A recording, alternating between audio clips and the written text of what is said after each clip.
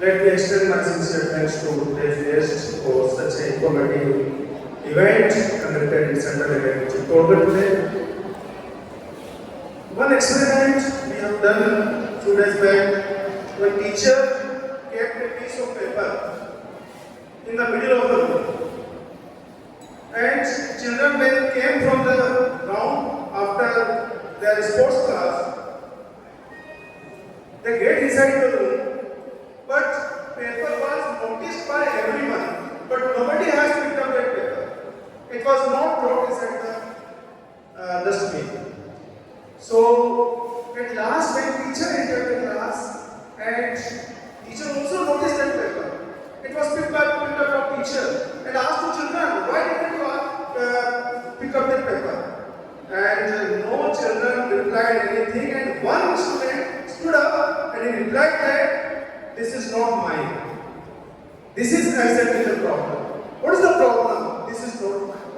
Why should I pick up this paper? मैं क्यों उठाऊं? मेरी गलती की दूसरा हो. This is the problem in India. One small incident, 1 minute incident I would like to share with you. मैं आपको एक सच्ची घटना बता रहा हूँ जो मैंने जीवन की है. जब मैं 12th क्लास में था और रोडवेज बस स्टैंड पर बैठा था, मैं बस में जाने के लिए एक विदेशी युवक ने आम खरीदे. पहली बार मैंने जिंदगी में सीखा कि आम कैसे खाए जाए. उससे पहले मुझे नहीं पता था आम कैसे खाए.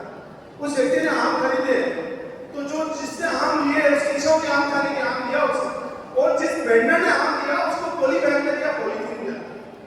पहले तो उसको थोड़ा इरिटेशन हुआ कि ये पॉली बैग में आम खरीदना उसको ठीक नहीं लगा, क्योंकि शायद उसके देश में ऐसा नहीं होता. उसने लिया और वो जो सीट थी पास वाली उस पे पॉली बैग को बिछाया. फिर उसके पास में नाइफ था, चाकू साथ में था. ये उन लोगों की आदत है, वो सब चीजें साथ रखते हैं. आम को काटा, उसने खाया, और जितना उसका जो वेस्ट था वो सब उसी के ऊपर गिरा पॉली बैग पे, न कि इधर-उधर गिरा. ये देखा मैंने अपनी आंखों से. और उसके बाद उसकी गुठली, उसके छिलके, जो भी वेस्ट था आम का, वो सारा उसने वापस उसी प्लेटर को उठाया और उठा के डस्टबिन में नहीं फेंका. तो आप सोच रहे हो डस्टबिन में डाल दिया, नहीं डाला. मैं यही सोच रहा था. मैंने कहा अभी हम होते, शायद कुछ लोग हम में से होते, शायद तो गुठली इधर जाती, पॉलीथीन उधर जाते, छिलके इधर जाते, आदमी उधर जाते, 4 दिशाओं में फैला देते काम पे खुले. उस आदमी ने देखो, उसकी आईक्यू देखो आप. सामने गाय खड़ी थी, वहां ले गया और गाय के सामने उसने भूखी डाली बैठ कर. उस गाय को सारे छिलके भूखी खिलाई.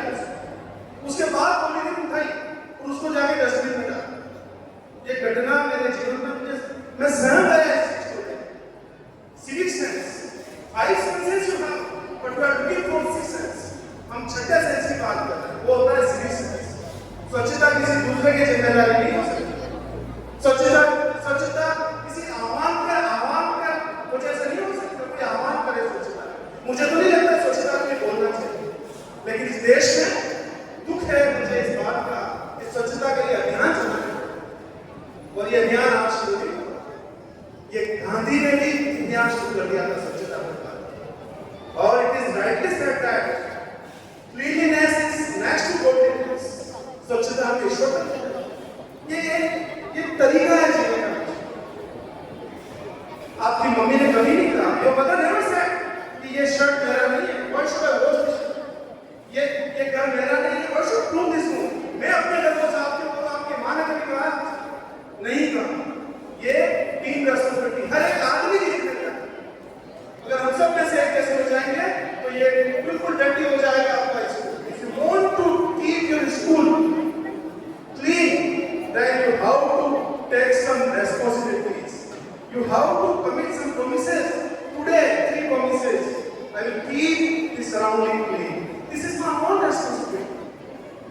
I will save water on this earth. This is my own responsibility. Don't wait for others. Nobody will come. किसी के लिए इंतजार करो, कोई नहीं आएगा. कोई नहीं आएगा अपनी जिंदगी में साफ करने. This is your own responsibility.